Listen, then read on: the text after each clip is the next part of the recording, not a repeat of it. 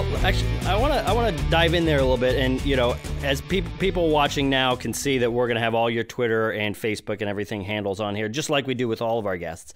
But one of the things I do want to talk about is, you're talking about pulling off something that I don't think a conservative Republican has pulled off in California for a while, and let's assume that happens. Let's assume that you're able to get in to office, and let's say you win. In that gubernatorial debate that you did with Gavin Newsom, who had a famous affair with the wife of his campaign manager, you said something to the effect of, if you can't trust him with your wife, why should we trust him with the state? Which is a great line. It's a sharp line. And if you were running for, Rush Limbaugh's seat in front of the EIB microphone, I think you would stand a pretty good chance.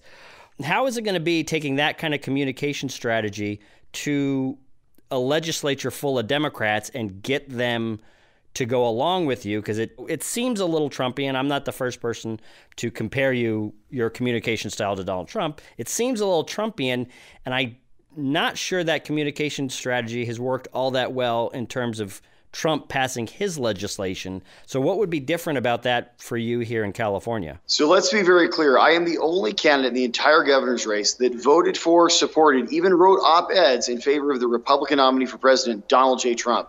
And I'm very proud of that fact. It's very simple, actually.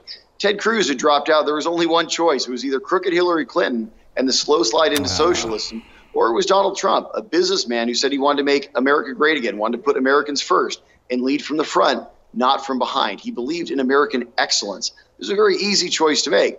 When you take a look at what he's done with the tax cuts and the cuts to regulation, he's created over $8 trillion of wealth.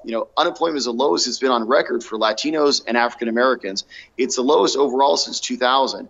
Jobless claims are the lowest since the year I was born in 1973. I mean, this is good in the world, whether you're Republican, Democrat, or don't even care about politics at all. So the answer is very simple.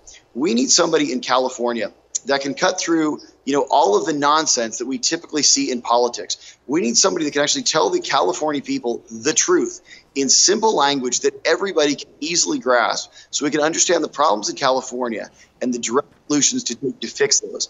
Now, you mentioned the legislature, and I've been a legislator for 6 years, so I know quite a bit about this building right here behind me. I had a feeling. Yeah, exactly. So I'll tell you right now that this 5-point plan will not pass through the legislature. Very clear. The California Democrats are obstructionists. I mean, you take a look at the North State. Why do you no longer have a timber industry in the North State? Why are you not even allowed to use your own water? Why are you not allowed to use your own minerals up there? Why do they give you such a hard time with your agriculture?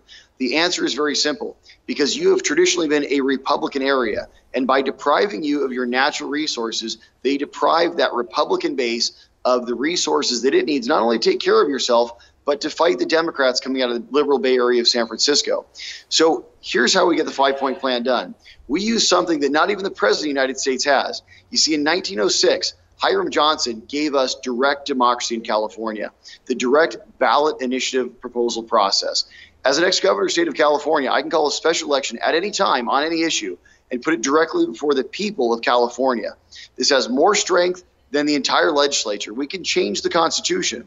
So very simply, when I say we're going to cut taxes, get tough on crime, fix our roads, expand our freeways with no new taxpayer dollars, fix our broken education system, and complete the California State Water Project, as well as reverse the illegal sanctuary state, get voter ID in California, and make California a shall-issue CCW state so we're safe in our streets again.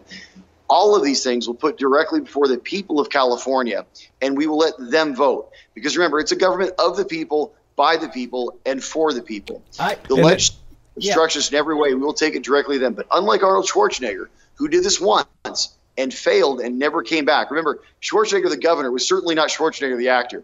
The actor would have said, I'll be back, right? He would have come back until he won. The governor, Arnold Schwarzenegger, was nothing at all like this. But this is what we need. Someone that's willing to go in front of the people over and over and over again until we pass this 5-point plan.